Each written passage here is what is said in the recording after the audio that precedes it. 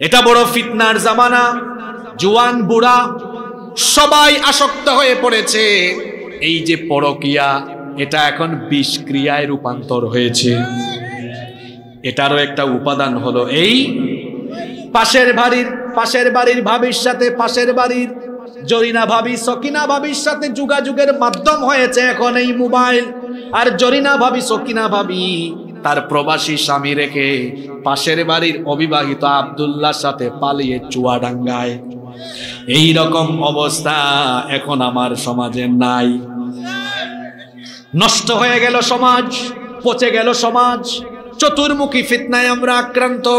আল্লাহর নবী বলেছেন কিয়ামতের আগে শেষ জামানায় ঈমান টিকিয়ে রাখা, চরিত্র ঠিক রাখা, এটা হবে মানুষের জন্য বড় চ্যালেঞ্জের ব্যাপার। অবস্থা তখন এত ভয়াবহ হবে, আপনারা 40-50 মিনিট আমার সাথে মনোযোগী থাকতে পারবেন তো? এমন এমন কথা এখন শুরু হবে, এগুলো একটা কথাও আমার না, সব নবীজির কথা। আমি নবীজির কথাগুলো আপনাদেরকে শোনাচ্ছি, যেগুলো তিনি বলেছেন আরো 1500 বছর আগে। আল্লাহু আকবার। 1500 বছর আগে যা বলে গিয়েছেন, আপনি দেখুন আপনার আশপাশের সাথে সব এখন মিলে যাবে, এমন কথা বলে গিয়েছেন। মনোযোগ থাকবে তো আপনাদের? আল্লাহর নবী বলেছেন শেষ জামানায় ফিতনা এমন ভাবে মানুষকে আচ্ছন্ন করবে, সমাজ এবং রাষ্ট্রে নির্বোধ লোকেরা, অপদার্থ অযোগ্য লোকদের নেতৃত্বে সমাজ রাষ্ট্র চলে যাবে। বলবেন হুজুর, প্রথম পয়েন্টটাই কেন আপনি নেতৃত্ব নিয়ে ধরলেন? কারণ হলো ড্রাইভার ঠিক থাকলে যেমন গাড়ির প্যাসেঞ্জার নিরাপদ থাকে, ঠিক তেমনি ভাবে সমাজ আর রাষ্ট্র পরিচালনার ড্রাইভার হলো নেতৃত্ব। এই নেতৃত্ব ঠিক থাকলে সমাজ ঠিক থাকে, রাষ্ট্র ঠিক থাকে। গাড়ির ড্রাইভার অযোগ্য, অদক্ষ, অপদার্থ হলে যেমন প্যাসেঞ্জার সহ গাড়ি খাদে পড়ে যাওয়ার সম্ভাবনা আছে, সমাজ আর রাষ্ট্রে যখন চোর ডাকাত সন্ত্রাসী চাঁদাবাজি লোকেরা যখন রাষ্ট্র আর সমাজ নেতৃত্ব দিবে, ওই রাষ্ট্র আর সমাজও তখন ধ্বংসের কিনারে পড়ে যাবে। এজন্য আল্লাহর নবী বলেছেন শেষ জামানায় এত ফিতনার প্রধান কারণ হবে গোটা সমাজে অপদার্থ অযোগ্য নেতৃত্ব কায়েম হয়ে যাবে। শুনুন আল্লাহর নবীর হাদিস আমি আপনাদেরকে শোনাই। আল্লাহর নবী একদিন সাহাবীদের সামনে বক্তৃতা করছেন। নবীজি সাহাবীদেরকে বললেন আ'আযাকাল্লাহু মিন ইমারাতিস সুফাহা। নবীজি বললেন আমি আল্লাহর কাছে আশ্রয় চাচ্ছি, আল্লাহ যেন তোমাদেরকে অযোগ্য অপদার্থ নেতৃত্ব থেকে তোমাদেরকে আল্লাহ যেন বাঁচান। আল্লাহ নবী হাদিসে যে শব্দটি বললেন সেটা হলো ইমারাতিস সুফাহা। আ'আযাকাল্লাহু মিন ইমারাতিস সুফাহা। নবীজি বললেন ইমারাতিস সুফাহা থেকে আমার উম্মতের জন্য আল্লাহর কাছে আমি আশ্রয় চাই। আল্লাহর রাসূলের সাহাবীরা তখন বললেন ইয়া রাসূলুল্লাহ, একজনও চুপ থাকবেন না, বলেন সাল্লাল্লাহু আলাইহি ওয়াসাল্লাম। ওগো আল্লাহর রাসূল, মা ইমারাতুস সুফাহা, ইমারাতুস সুফাহা কি? আল্লাহর নবী ব্যাখ্যা দিয়ে দিলেন। নবীজি সাহাবীদেরকে বললেন উমারা ইয়াকুনুনা বাদি লা ইয়াদি ওয়া লা ইয়াস্তান্নুনা বিসুন্নতি। অর্থাৎ আমার পরে এমন কিছু লোক আখেরি জামানায় কিয়ামতের আগে আসবে, এই লোকেরা তারা আমার হেদায়াত মোতাবেক, আমার সুন্নাত মোতাবেক তোমাদেরকে পরিচালনা করবে না। সমাজ এবং রাষ্ট্রকে আমার সুন্নাত মতো, আল্লাহর দেওয়া হেদায়াত মতো তারা পরিচালনা করবে না। আল্লাহর দেওয়া নিয়ম কানুন বাদ দিয়ে, রাসূলের দেওয়া তরিকাকে বাদ করে দিয়ে তারা নিজেদের মস্তিষ্ক প্রসূত, বিবেক প্রসূত আইন কানুন দিয়ে তারা তাদের সমাজ এবং রাষ্ট্রকে পরিচালনা করা আরম্ভ করবে। আল্লাহর নবী বললেন ফামান সাদ্দাকাহুম বিকাযিবিহিম ওয়া আনাহুম আলা যুলমিহিম ফাউলাইকা লাইসু মিন্নি ওয়ালাস্তা মিনহুম। নবীজি বললেন সেই অপদার্থ অযোগ্য লোকদের যারা অনুসরণ করবে এবং তাদেরকে যারা সহযোগিতা করবে, আল্লাহর নবী বললেন ফাউলাইকা লাইসু মিন্নি, এরা আমার উম্মত নয়, ওয়ালাস্তা মিনহুম, এবং আমিও তাদের কেউ নই। আপনি কি ঘুমায় গেছেন নাকি? নবীজি বলেছেন এদের সাথে আমার সম্পর্ক কাট অফ, এরা আমার উম্মত নয়, আমিও তাদের কেউ নই, তারাও আমার কেউ নয়। আল্লাহু আকবার। আল্লাহর নবী বলেছেন শেষ জামানা হবে এমন এক ভয়ঙ্কর সময়। তিরমিজির বর্ণনায় হাদিস এসেছে, আনাস ইবনে মালিক রাদিয়াল্লাহু আনহু এই হাদিসের বর্ণনাকারী সাহাবী তিনি বলেছেন, আল্লাহর নবী বলেছেন, ইয়াতি আলান নাসি জামান আস-সাবিরু ফীহি আলা দীনিহি কাল কাবিদি আলাল জামর। আল্লাহর নবী বলেছেন, খুব শীঘ্রই মানুষের উপরে এমন এক জামানা আবির্ভূত হবে, যেই জামানায় ঈমানের উপরে টিকে থাকা ঠিক ততটাই কঠিন হবে যেমন করে জ্বলন্ত কয়লার উপরে দাঁড়িয়ে থাকা যত কঠিন, ঈমানের উপরে অবিচল থাকা হয়ে যাবে তার চাইতে আরো কঠিন। কেননা সেই সময়টা হবে ফিতনার জামানা। সামনে ফিতনা, পিছনে ফিতনা, ডানে বামে সব দিকে সর্বনাশা। চতুর্মুখী ফিতনায় মানুষ আচ্ছন্ন হয়ে যাবে। ফিতনাময় জামানায় মানুষের অবস্থা এমন হবে। অন্য হাদিসে আল্লাহর নবী বলেছেন, আল্লাহর হাবিব বলেছেন, ইউসবিহুর রাজুলু মুমিনান ওয়া ইউমসি কাফিরা। সকালবেলা মানুষ মুমিন থাকবে, কিন্তু ফিতনায় পড়ে সন্ধ্যাবেলায় মানুষগুলো কাফির হয়ে যাবে। আল্লাহর নবী বলেছেন, ওয়া ইউসবিহু কাফির ওয়া ইউমসি মুমিনান ওয়া ইউমসি কাফির ওয়া ইউসবিহু কাফিরা। সন্ধ্যাবেলায় কোনো ব্যক্তি মুমিন থাকবে, কিন্তু রাতের বেলা ফিতনায় পড়ে গিয়ে সকাল বেলায় কাফির হয়ে যাবে। এত ফিতনার জামানা আসবে, মুহূর্তের মধ্যেই মানুষ ঈমান হারা হয়ে যেতে পারে। আমার বাবারা, আমার ভাইয়েরা, এই দুনিয়ার সবচেয়ে বড় সম্পদের নাম হলো ঈমান। সবচাইতে বড় সম্পদ হলো ঈমান, কারণ ঈমান ব্যতীত নেক আমলেরও কোনো দাম নাই।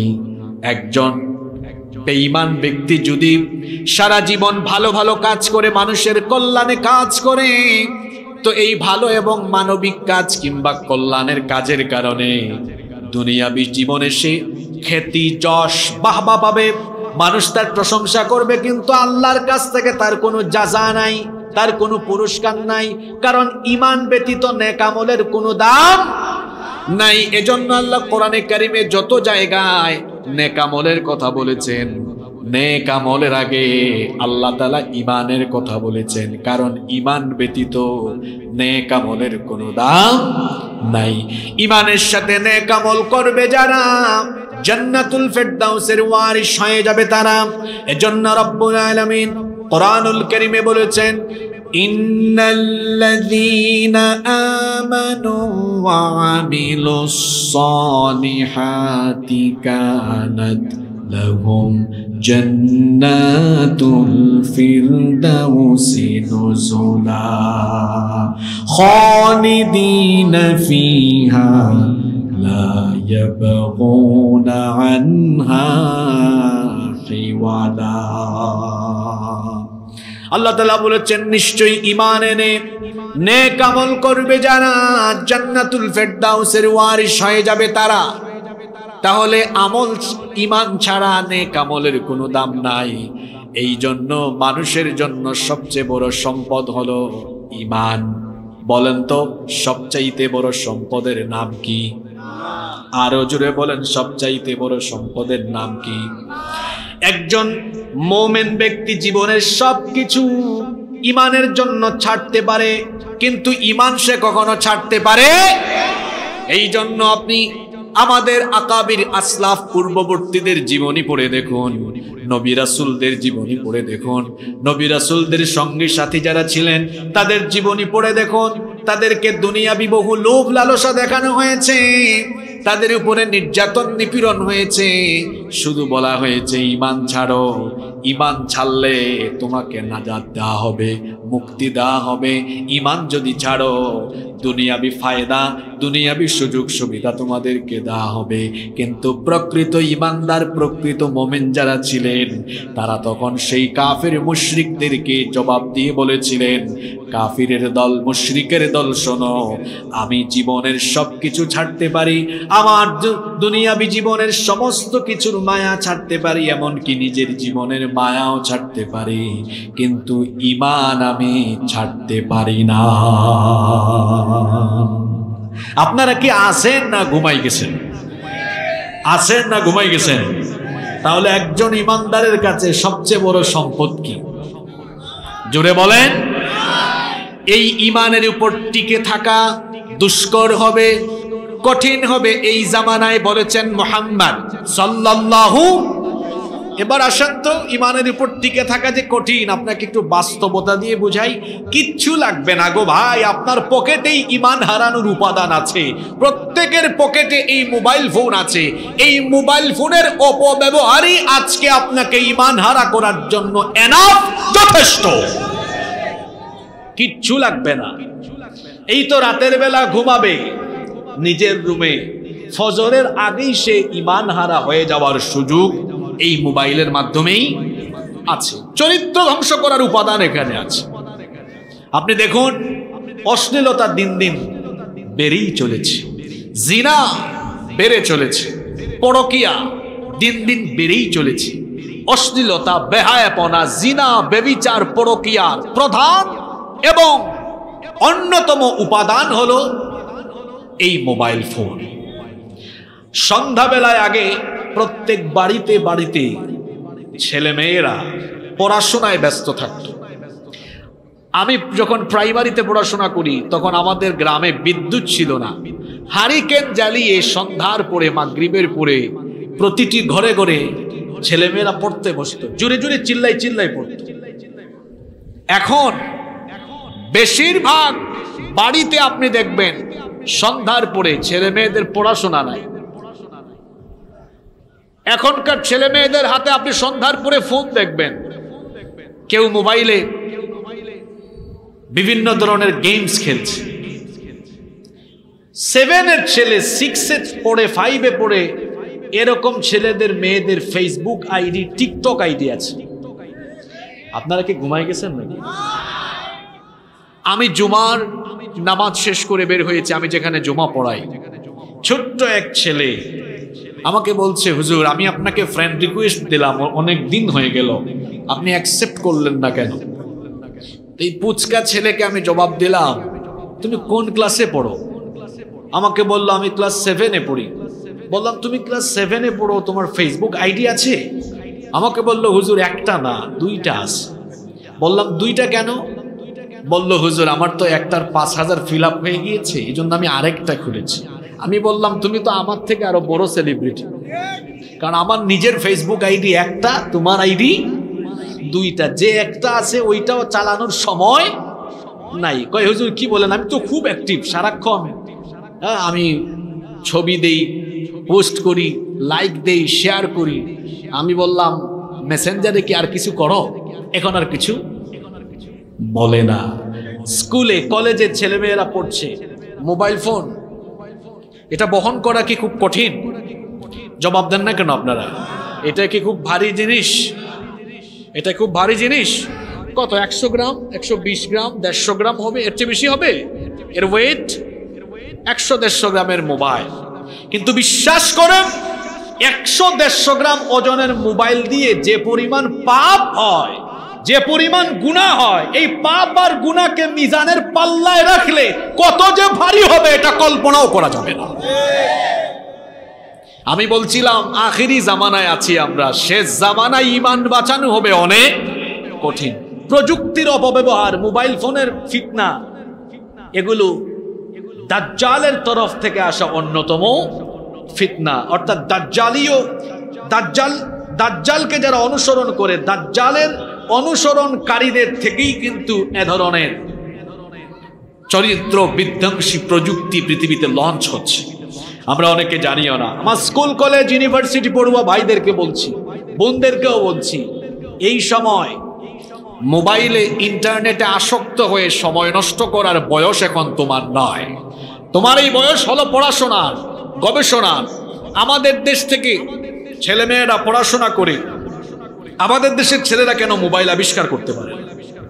কেন তারা বিভিন্ন অ্যাপস আবিষ্কার করতে পারে না? আজকে ফেসবুকে, ইউটিউবে দিনের পক্ষে কোনো কন্টেন্ট তৈরি করা যায় না, কোনো বক্তৃতাও করা যায় না। দেখা যায় আইডি সহ, পেজ সহ গায়েব হয়ে যায়। এটা যারা ইন্টারনেটে অ্যাক্টিভ থাকেন তারা আপনারা জানেন। আজকে এই যে আমরা আছি, আমরা সব কথা বলতেও পারি না। সব জায়গায় এখন নিয়ন্ত্রণ চলছে। কিন্তু আমাদের মুসলমান ছেলেমেয়েরা যদি পড়াশোনা করে, উচ্চ শিক্ষিত হয়ে, এরা যদি বিজ্ঞানী হয়, এরা যদি বিভিন্ন জিনিস আবিষ্কার করে, এটা তো মুসলমানদের কল্যাণেই কাজে লাগবে, ঠিক কিনা বলেন? এজন্য আমি তরুণ যুবক ছেলেদেরকে বলবো, যারা পড়াশোনা করেন ছাত্রছাত্রী ভাই বোনদেরকে বলবো, মোবাইল ফোনে আসক্ত হয়ে এই বয়সটাকে আপনি শেষ করে দিবেন না। শুধু যে ইয়াং জেনারেশন মোবাইলে আসক্ত সেটা কিন্তু নয়, কি শিশু কিশোর যুবক আর কি বুড়া মানুষ বলেন, এখন সবাই এই ফোনে আসক্ত হয়ে গিয়েছে। কি করে আসক্ত হয়েছে আমি আপনাদেরকে বলি। আগে বিভিন্ন বাড়িতে বিবাহের অনুষ্ঠান হলে বা সামাজিক বিভিন্ন অনুষ্ঠান হয় না, সামাজিক অনুষ্ঠানে গেলে মানুষ একসাথে বসতো, গল্প করতো, একজন আরেকজনের খবর নিত। কিন্তু এখন দেখবেন কোনো সামাজিক অনুষ্ঠানেও মানুষ একত্রিত হলে কেউ কারো দিকে তাকায় না, সবাই নিচের দিকে তাকায় নিজের ফোন স্ক্রল করে, একজন আরেকজনের সাথে কোনো কথাবার্তাও বলে না। এরকম পরিবেশ আছে না নাই? এই যে আপনাদের গুভিপুর বা আশেপাশের গ্রামে দেখবেন বিকেলবেলা গাছতলায় বটতলায় এরকম ফুটবল মাঠে স্কুলের মাঠে ছেলেরা একত্রিত হয়ে টিকটক ভিডিও বানায়, গেমস খেলে, খেলা হয় IPL ইন্ডিয়ায়, আর জুয়ার বাজি ধরে তারা গুভিপুরে মেহেরপুরে। জুয়ায় আসক্ত হয়ে যাচ্ছে ইয়াং জেনারেশন, এরা ফ্রি ফায়ারে আসক্ত হয়ে যাচ্ছে, এরা পাবজিতে আসক্ত হয়ে যাচ্ছে, তথ্য প্রযুক্তির অপব্যবহারে নিজেদেরকে তারা ধ্বংস করে দিচ্ছে। আমার ইয়াং জেনারেশনকে আমি বলবো, ভাইয়েরা আমার, এই মোবাইল আগেই তো বলেছি এটার ওয়েট খুব, কথা বলেন, ওয়েট খুব, ওজন খুব কম, কিন্তু যে পাপগুলো করো এটা দিয়ে, এই পাপের ওজন অনেক। আবার মোবাইল দিয়ে গোপনে গুনাহ হয় বেশি, মোবাইল দিয়ে গোপনে গুনাহ হয় বেশি, প্রকাশ্যে গুনাহ হয় কম, গোপনে গুনাহ হচ্ছে বেশি। যারা নীরবে নিভৃতে একাকী গুনাহ করেন, আল্লাহকে ভয় করুন। আল্লাহর নবীর একটা হাদিস আপনাদেরকে শোনাই। আল্লাহর নবী সাহাবীদেরকে একদিন বললেন, ও আমার সাহাবীরা শোনো, কিয়ামতের ময়দানে, হাসরের ময়দানে পাহাড় সমপরিমাণ নেক আমল নিয়ে কিছু মানুষ হাসরের মাঠে হাজির হবে, কিন্তু মুহূর্তেই তাদের সকল আমলগুলো ধুলা বালিতে পরিণত হয়ে যাবে, সব আমল তাদের শূন্য হয়ে যাবে। ঘুমাইতেছেন না শুনতেছেন? আল্লাহর নবী বলেছেন, কিয়ামতের দিন হাসরের ময়দানে কিছু ব্যক্তি পাহাড় সমপরিমাণ নেক আমল নিয়ে হাসরের মাঠে উঠবে, কিন্তু মুহূর্তেই তাদের সব আমলগুলো বরবাদ হয়ে যাবে, নষ্ট হয়ে যাবে। আল্লাহর নবীর সাহাবীরা জিজ্ঞেস করলেন, ইয়া রাসূলুল্লাহ, একজন চুপ থাকবেন না, সবাই বলেন সাল্লাল্লাহু আলাইহি ওয়াসাল্লাম। কি করে এত নেক আমল মুহূর্তের মধ্যেই ধুলা বালিতে পরিণত হয়ে যাবে? কি করে এত নেক আমল মুহূর্তের মধ্যেই বরবাদ হয়ে যাবে? আল্লাহর নবী বললেন, আরবের তিহামা পর্বতের সমান নেক আমল নিয়ে উঠার পরেও সব আমল তাদের শেষ হয়ে যাবে, বরবাদ হয়ে যাবে। এর কারণ হলো ওই ব্যক্তিগুলো রাতের অন্ধকারে কিংবা দিনের আলোতে আধারে এরা যখন একাকী নীরবে নিভৃতে থাকতো, তখন তারা গোপনে গোপনে গুনাহ করত। কলেজ বিশ্ববিদ্যালয়ে যারা পড়াশোনা করো, এই হাদিস তোমার চরিত্র ঠিক করার জন্য এনাফ, যথেষ্ট। তুমি রাতের অন্ধকারে কি করো কেউ জানে না, জানেন কে? জোরে বলেন, জানেন কে? রব্বুল আলামিন কোরআনুল কারীমে বলছেন, ইন্নাল্লাহা লা ইয়াখফা আলাইহি শাইউন ফিল আরদি ওয়ালা ফিস সামা। আসমান জমিনে যা কিছু হয় আল্লাহর কাছে কোনো কিছুই গোপন নাই। অন্য আয়াতে আল্লাহ তাআলা আরো সুন্দর করে বলেছেন, আওয়ালা ইয়ালামুনা আন্নাল্লাহা ইয়ালামু মা ইউসিরুনা ওয়া মা ইউ'লিনুন। তারা কি জানে না তাদের গোপন আর প্রকাশ্য সব খবর যার কাছে আছে তিনি কে? সব খবর আল্লাহর কাছে আছে। এমনকি পৃথিবীর কোন প্রান্ত থেকে কোন গাছের পাতা ছিঁড়ে যায় আমার মাবুদের কাছে, আমার রবের কাছে সেই খবরটাও আছে। এজন্য আল্লাহ তাআলা বলেছেন ওয়া ইনদাহু মাফাতিহুল গায়বি লা ইয়ালামুহা ইল্লা হু ওয়া ইয়ালামু মা ফিল বাররি ওয়াল বাহরি ওয়া মা তাসকুতু মিন ওয়ারাকাতিন ইল্লা ইয়ালামুহা। আল্লাহ তাআলা বলছেন অদৃশ্যের চাবিকাঠি একমাত্র আমার হাতের মুঠায়, আমি ছাড়া সেটা কেউ জানে না। স্থলভাগ আর জলভাগে যা কিছু হয় সবকিছুই আমি জানি। এমনকি এই দুনিয়ার কোন দেশের কোন প্রান্ত থেকে যদি কোনো গাছের কোনো পাতাও ছিঁড়ে যায়, কোন দেশের কোন প্রান্তের কোন গাছের কোন পাতা ছিঁড়ল, তার খবরও যার কাছে আছে। গলার আওয়াজ বড় করে বলেন তিনি কি? তো আমার যুবক ভাইয়েরা, যে আল্লাহর কাছে গাছের একটা পাতা পড়ার খবর আছে, তুমি যে রাতের বেলা দরজা লাগিয়ে দিয়ে বন্ধ করে দিয়ে একা রুমে ফিসফিসিয়ে তোমার গার্লফ্রেন্ডের সাথে কথা বলো, তুমি যে মোবাইলে হারাম ভিডিও দেখো, পর্নোগ্রাফি দেখো, তোমার বাবা দেখে না, মা দেখে না, ভাই দেখে না, বোন দেখে না, কিন্তু তোমার অন্ধকার ঘরে একাকী রুমে কার্যক্রম সম্পর্কে যিনি অবহিত, যিনি জানেন তিনি কি? সে আল্লাহর ভয় কি অন্তরে নাই? হ্যাঁ, সে আল্লাহর ভয় যার অন্তরে আছে, সেই ব্যক্তি হলো প্রকৃত আল্লাহ ভীরু, প্রকৃত খোদা ভীরু ব্যক্তি। সব খবর আল্লাহর কাছে আছে। আজ আপনি এই মোবাইল পকেটে এই যে ঢুকাই দিলাম, ওজন কম, পকেটে নেওয়া যায়। মোবাইল দিয়ে যে পাপ করছেন এটা পকেটে নয়, এত পাপ করছেন এটা হয়তো জমিন থেকে আকাশের সীমা পর্যন্ত স্পর্শ করে ফেলেছে। এত গুনাহ আপনি কামাই করেছেন। এটা বড় ফিতনার জামানা। জওয়ান বুড়া সবাই আসক্ত হয়ে পড়েছে। এই যে পরকিয়া, এটা এখন বিষক্রিয়ায় রূপান্তর হয়েছে। এটারও একটা উপাদান হলো এই পাশের বাড়ির ভাবির সাথে, পাশের বাড়ির জরিনা ভাবি, সকিনা ভাবির সাথে যোগাযোগের মাধ্যম হয়েছে এখন এই মোবাইল। আর জরিনা ভাবি, সকিনা ভাবি তার প্রবাসী স্বামী রেখে পাশের বাড়ির অবিবাহিত আব্দুল্লাহর সাথে পালিয়ে চুয়াডাঙ্গায়। এই রকম অবস্থা এখন আমার সমাজে নাই।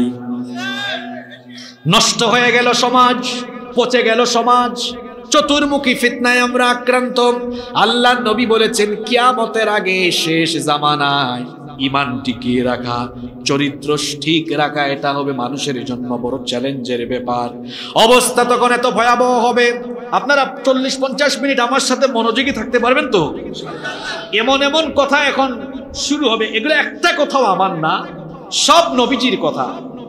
আমি নবীজির কথাগুলো আপনাদেরকে শোনাচ্ছি, যেগুলো তিনি বলেছেন আরো 1500 বছর আগে। আল্লাহু আকবার। 1500 বছর আগে যা বলে গিয়েছেন, আপনি দেখুন আপনার আশপাশের সাথে সব এখন মিলে যাবে, এমন কথা বলে গিয়েছেন। মনোযোগ থাকবে তো আপনাদের? আল্লাহর নবী বলেছেন শেষ জামানায় ফিতনা এমন ভাবে মানুষকে আচ্ছন্ন করবে, সমাজ এবং রাষ্ট্রে নির্বোধ লোকেরা, অপদার্থ অযোগ্য লোকদের নেতৃত্বে সমাজ রাষ্ট্র চলে যাবে। বলবেন হুজুর প্রথম পয়েন্টটাই কেন আপনি নেতৃত্ব নিয়ে ধরলেন? কারণ হলো ড্রাইভার ঠিক থাকলে যেমন গাড়ির প্যাসেঞ্জার নিরাপদ থাকে, ঠিক তেমনি ভাবে সমাজ আর রাষ্ট্র পরিচালনার ড্রাইভার হলো নেতৃত্ব। এই নেতৃত্ব ঠিক থাকলে সমাজ ঠিক থাকে, রাষ্ট্র ঠিক থাকে। গাড়ির ড্রাইভার অযোগ্য, অদক্ষ, অপদার্থ হলে যেমন প্যাসেঞ্জার সহ গাড়ি খাদে পড়ে যাওয়ার সম্ভাবনা আছে, সমাজ আর রাষ্ট্রে যখন চোর ডাকাত সন্ত্রাসী চাঁদাবাজি লোকেরা যখন রাষ্ট্র আর সমাজ নেতৃত্ব দিবে, ওই রাষ্ট্র আর সমাজও তখন ধ্বংসের কিনারে পড়ে যাবে। এজন্য আল্লাহর নবী বলেছেন শেষ জামানায় এত ফিতনার প্রধান কারণ হবে গোটা সমাজে অপদার্থ অযোগ্য নেতৃত্ব কায়েম হয়ে যাবে। শুনুন আল্লাহর নবীর হাদিস আমি আপনাদেরকে শোনাই। আল্লাহর নবী একদিন সাহাবীদের সামনে বক্তৃতা করছেন। নবীজি সাহাবীদেরকে বললেন আ'আযাকাল্লাহু মিন ইমারাতিস সুফাহা। নবীজি বললেন আমি আল্লাহর কাছে আশ্রয় চাচ্ছি, আল্লাহ যেন তোমাদেরকে অযোগ্য, অপদার্থ, নেতৃত্ব থেকে তোমাদেরকে আল্লাহ যেন বাঁচান। আল্লাহ নবী হাদিসে যে শব্দটি বললেন সেটা হলো ইমারাতিস সুফাহা। আ'আদাকাল্লাহু মিন ইমারাতিস সুফাহা। নবীজি বললেন ইমারাতিস সুফাহা থেকে আমার উম্মতের জন্য আল্লাহর কাছে আমি আশ্রয় চাই। আল্লাহর রাসূলের সাহাবীরা তখন বললেন ইয়া রাসূলুল্লাহ, একজনও চুপ থাকবেন না, বলেন সাল্লাল্লাহু আলাইহি ওয়াসাল্লাম। ওগো আল্লাহর রাসূল, মা ইমারাতুস সুফাহা, ইমারাতুস সুফাহা কি? আল্লাহর নবী ব্যাখ্যা দিয়ে দিলেন। নবীজি সাহাবীদেরকে বললেন উমারা ইয়াকুনুনা বাদি লা ইয়াদি ওয়া লা ইয়াস্তান্নুনা বিসুন্নতি। অর্থাৎ আমার পরে এমন কিছু লোক আখেরি জামানায় কিয়ামতের আগে আসবে, এই লোকেরা তারা আমার হেদায়াত মোতাবেক, আমার সুন্নাত মোতাবেক তোমাদেরকে পরিচালনা করবে না। সমাজ এবং রাষ্ট্রকে আমার সুন্নাত মতো, আল্লাহর দেওয়া হেদায়াত মতো তারা পরিচালনা করবে না। আল্লাহর দেওয়া নিয়ম কানুন বাদ দিয়ে, রাসূলের দেওয়া তরিকাকে বাদ করে দিয়ে তারা নিজেদের মস্তিষ্ক প্রসূত, বিবেক প্রসূত আইন কানুন দিয়ে তারা তাদের সমাজ এবং রাষ্ট্রকে পরিচালনা করা আরম্ভ করবে। আল্লাহর নবী বললেন ফামান সাদ্দাকাহুম বিকাযিবিহিম ওয়া আনাহুম আলা যুলমিহিম ফাউলাইকা লাইসু মিন্নি ওয়ালাস্তা মিনহুম। নবীজি বললেন সেই অপদার্থ অযোগ্য লোকদের যারা অনুসরণ করবে এবং তাদেরকে যারা সহযোগিতা করবে, আল্লাহর নবী বললেন ফাউলাইকা লাইসু মিন্নি, এরা আমার উম্মত নয়, ওয়ালাস্তা মিনহুম, এবং আমিও তাদের কেউ নই। আপনি কি ঘুমায় গেছেন নাকি? নবীজি বলেছেন এদের সাথে আমার সম্পর্ক কাট অফ, এরা আমার উম্মত নয়, আমিও তাদের কেউ নই, তারাও আমার কেউ নয়। আল্লাহু আকবার। কথার মধ্যে কোনো ভেজাল নাই, কোনো ফাঁক ফুকর। এই মাঠে বসে আপনি আজকে সিদ্ধান্ত নিন আপনি কিভাবে চলবেন, কিভাবে চলা দরকার, কিভাবে আপনার জীবন চালানো দরকার। সিদ্ধান্ত নিন আজকে। আল্লাহর নবী আরো বলেছেন আখেরি জামানা হবে জুলুমতন্ত্রের জামানা। আল্লাহর নবী বলেছেন ইন্না হাদাল আমর বাদাআ নবুওয়াতান ওয়া রাহমাহ। নবীজি বলেছেন ইসলাম সূচনা হয়েছে নবুয়ত দিয়ে, আর নবুয়তের যুগকে নবীজি বলেছেন রহমতের যুগ। পড়েন সুবহানাল্লাহ। নবীজি বলেছেন ইসলামের স্টার্টিং হয়েছে নবুয়ত দিয়ে, আর নবুয়তের সূচনা হয়েছে, আর নবুয়তের যুগটা হলো রহমতের যুগ। নবুয়তের যুগকে নবীজি বলেছেন রহমতের যুগ। আল্লাহর নবী বলেছেন সুম্মা ইয়াকুনু খিলাফাতান ওয়া রাহমা। এরপরে নবুয়তের যুগের পরে আসবে খিলাফতের যুগ। দেখেন এই কথাটা নবীজি জীবদ্দশায় বলেছেন, কিন্তু যেভাবে বলেছেন হুবহু সেভাবে কথাগুলোর বাস্তবায়ন হয়েছে। নবীজি বলেছেন ইসলাম সূচনা হয়েছে নবুয়ত দিয়ে, নবীজির নবুয়ত আর রিসালত দিয়ে। আল্লাহ নবী বলেছেন নবুয়ত আর রিসালতের যুগ হলো রহমতের যুগ, আর নবুয়ত আর রিসালতের যুগের পরে দুনিয়াতে আসবে খেলাফতের যুগ। বলেন তো নবীজির পরে দুনিয়ায় খেলাফত ছিল কি ছিল না? আরো আসতে বলেন ছিল কি ছিল না? নবীজি বলেছেন সুম্মা ইয়াকুনু মুলকান আদুদা। যারা পড়াশোনা করেছেন তারা জানেন, নবীজি বললেন এরপরে খেলাফতের যুগের পরে পৃথিবীতে আসবে রাজতন্ত্রের যুগ। আমরা যারা ইতিহাস পড়েছি তারা জানি নবুয়তের যুগের পরে ছিল খেলাফতের যুগ, খেলাফতের যুগের পরে ছিল রাজতন্ত্রের যুগ। আল্লাহর নবী বলেছেন রাজতন্ত্রের যুগের অবসান হওয়ার পরে সুম্মা কানা জিবরিয়াতান ওয়া উতুওয়ান ওয়া ফাসাদান ফিল আরদ। এরপরে পৃথিবীতে আসবে ফাসাদময় জুলুমতন্ত্র আর স্বৈরতন্ত্রের জামানা। কথাগুলো কি পৃথিবীর সাথে মিলে কি মিলে না? আপনি আবার নিজের কাঁধের উপরে নিয়ে আসেন, কারণ আমার সমাজে এরকম পচা নিকৃষ্ট কিছু লোক আছে, কুরআন হাদিসের কথা সে জোর করে তার মাথার উপরে নিয়ে নেয়। হুজুর বলে এক কথা, হুজুর যখন কুরআন হাদিসের কথাগুলো বলে, হুজুর তার নামও বলে না, কিন্তু সে নিজেই তার চরিত্রের সাথে মিলায়া নেয়। এমন মানুষ আছে না নাই? আল্লাহর নবী বলেছেন ইসলাম সূচনা হয়েছে, হাদিসটা মুখস্থ করেন। নবীজি বলেছেন ইসলামের সূচনা হয়েছে নবুয়ত দিয়ে। বলেন কি দিয়ে? বলেন কি দিয়ে? নবুয়ত দিয়ে। এরপরে নবীজি বলেছেন সুম্মা ইয়াকুনু খিলাফা। এরপরে আসবে খিলাফতের যুগ, সেটাও হবে রহমতের যুগ। সুম্মা ইয়াকুনু মুলকান আদুদা। এরপরের যুগ হলো রাজতন্ত্রের যুগ। সুম্মা ইয়াকুনু জাবরিয়াতান ওয়া উতুওয়ান ওয়া ফাসাদান ফিল আরদ। এরপরের সময়টা হলো ফাসাদ, জুলুমতন্ত্র আর স্বৈরতন্ত্রের জামানা। যেই যুগের মানুষেরা নিজের আইনের বিরুদ্ধে, নিজের মতের বিরুদ্ধে গেলে সহ্য করতে না পেরে মানুষের উপরে হিংস্র হায়েনার মতো ঝাঁপিয়ে পড়বে, এমন জালিম আজকে দুনিয়াতে আছে না নাই? তাহলে এটা শেষ জামানার, জোরে বলেন, শেষ জামানার আলামত। আল্লাহ নবী বলেছেন শেষ জামানা হবে, বড় ভয়ঙ্কর জামানা। সেই জামানায় ফাহেশা কাজ বেড়ে যাবে, বেবিচার বেড়ে যাবে। এজন্য নবীজি বলেছেন, আল্লাহ নবী বলেছেন, লা তাকুমুস সাআহ হাত্তা ইয়াযহারাল ফাহাশ। ততদিন পর্যন্ত কিয়ামত হবে না যতদিন না অশ্লীলতা, বেহায়াপনা সমাজের রন্ধ্রে রন্ধ্রে ছড়িয়ে যায়। আমার বাবারা, আমার ভাইয়েরা, পুরুষোচিত কণ্ঠে জবাব দিয়ে বলেন তো, সমাজে এখন অশ্লীলতা কম না বেশি? বাসা থেকে বের হয়ে ওযু করে বের হবেন তো ওযু ঠিক রাখাও কঠিন। অশ্লীলতা রাস্তার মুড়ে মুড়ে, বিলবোর্ডে, সাইনবোর্ডে, ফেস্টুনে, সব জায়গায়, পত্রিকা পড়েও শান্তি পাবেন না। বিনোদন পাতায় আছে অশ্লীলতার বেহায়াপনা, ম্যাগাজিন হাতেরই বের, ওখানেও আছে উলঙ্গপনা, নগ্নতা, অর্ধনগ্নতা। রাস্তাঘাটে বিলবোর্ড, সাইনবোর্ড, ফেস্টুন, চতুর্দিকে দেখবেন। আপনি ইউটিউবে ভালো একটা ভিডিও দেখেন, নিচে দিয়ে আরো 3টা খারাপ ভিডিও। নিজের চোখের হেফাজত করাও এই যুগে চ্যালেঞ্জের ব্যাপার। আপনি একটা ওয়াজ শুনবেন, সেখানেও দেখবেন সেই ভিডিওর নিচে আজে বাজে ভিডিও চলে এসেছে। এই রকম করে চতুর্দিকে ফাহেশা কাজ, চতুর্দিকে ফাহেশা কাজ। একটা হাদিস আপনাদেরকে শোনাই, আল্লাহ নবী কি বলেছেন শুনেন।